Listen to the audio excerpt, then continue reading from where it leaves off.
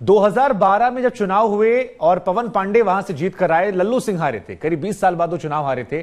उसके बाद हमने देखा लोगों में एक बड़ा इमोशनल कनेक्शन हो गया था कि अयोध्या में भाजपा हार गई, सवाल भी हो रहे थे। हालांकि उसके बाद वो लोकसभा जीत कर आ गए, फिर 17 में विधानसभा बीजेपी जीत गई। अयोध्या वोटर के मिजाज से कैसा रहता है सर? वोटरों के दिमाग में क्या रहता है जब आप जाते हैं वहां पे? संजय सर। देखिए, मिजाज तो बदलता रहता है, ऐसा नहीं कि कोई एक खास मिजाज आपको हमेशा दिखाई पड़ेगा। लेकिन जब वोटर किसी एक पार्टी के ओर झुका हुआ दिखता है बड़े लंबे समय तक, तो कहीं ना कहीं वो ये इस बात की गारंटी महसूस करने लगता है कि ये पार्टी तो यहाँ पे चुनाव जीतती ही रहेगी। और उस हिसाब से वोटर कभी शिथिल पड़ जाता है। इस वजह से जो जिस बात का आप जिक्र कर रहे थे कि बीजेपी हार गई चुनाव, तब लोगों में एक फिर से नया उत्साह या एक समझिए मोबिलाइजेशन शुरू होता है कि नहीं नहीं, ये तो यहाँ से तो बीजेपी को नहीं हारना चाहिए। तो जनरली एक धार्मिक नगरी के रूप में अब वो प्रसिद्ध हो गई है और अब तो उसकी प्रसिद्धि और भी बढ़ गई है।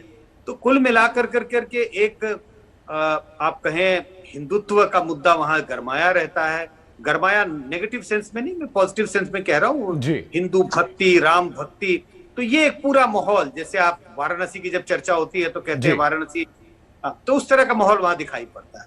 तो क्या सर इसका इंपैक्ट जो है वो आसपास के जिलों में पड़ता है? बहराइच, गोंडा, श्रावस्ती, बस्ती या आसपास जो बाराबंकी जिला है, इन पर भी अयोध्या फैक्टर काम करता है? या ये माना जाए कि मतलब, क्योंकि इस चुनाव की खास तौर पर बात कर रहा हूं मैं, क्योंकि इस बार राम मंदिर वहां निर्माण हो रहा है, लोग कह रहे हैं कि इस मुद्दे को बीजेपी ने बचा के रखा है आगे लोकसभा चुनावों के लिए, ऐसा कई लोग कह रहे हैं।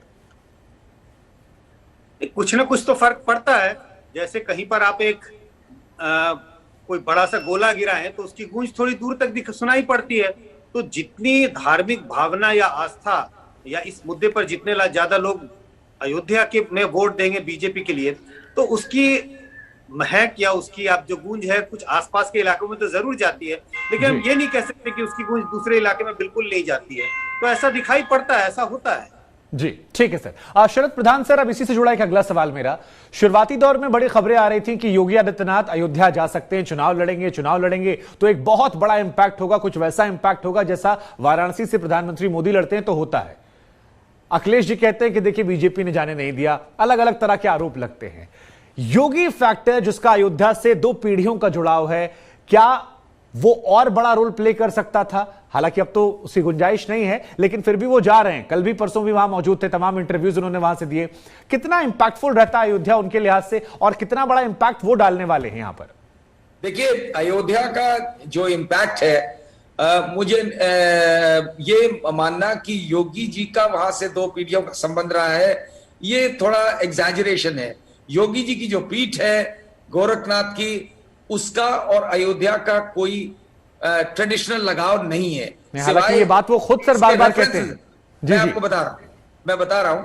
लेकिन जहां तक अयोध्या का सवाल है, वो मोदी जी से इंप्रेस्ड है और लोग ये मानते हैं, ये वहां सुप्रीम कोर्ट की बात कोई नहीं करता है, वहां ये सब मानते हैं कि जो कुछ हुआ, सुप्रीम कोर्ट का भी आदेश नहीं होता अगर मोदी जी नहीं होते। यह आम धारणा है लोगों की वहां पे।